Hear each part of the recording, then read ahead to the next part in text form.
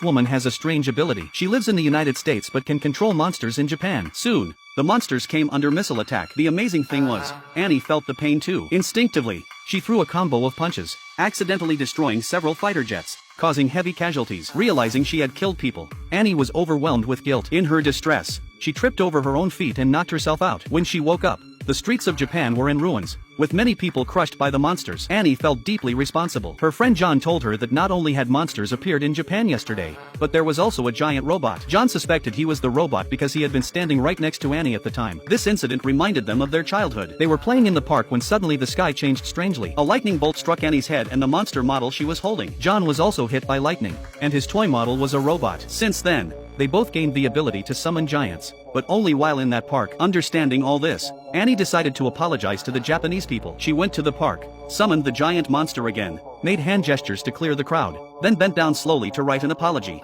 promising never to cause destruction again. Seeing the monster's sincere attitude, the residents forgave her. However, the next day, the robot suddenly appeared in Japan. Annie rushed to the park and found out John had been drinking and caused some trouble. She scolded John and told him to leave immediately. This scene was instantly broadcast to Japan, but John ignored her and snapped back. Annie slapped him hard, which instantly sobered him up. He left the park looking innocent. Meanwhile, in Japan, the people saw the monster stopping the robot's destruction and began to see the monster as a guardian. Naturally, the robot became the villain. This made John furious. He hadn't done anything but was being treated like a criminal. He thought the Japanese people were clearly unfair. So, he went back to the park, determined to show the Japanese people what he was really capable of. Luckily, Annie arrived just in time. Without hesitation, she slapped John again. At first, John didn't want to hit a woman, but then Annie kicked him hard. John lost his temper, and they started fighting. Back in Japan, it was a disaster. When they fell to the ground, many Japanese people were crushed. Annie, being a woman, couldn't overpower John. He then started trampling on the Japanese people, and Annie could only watch helplessly. Afterwards,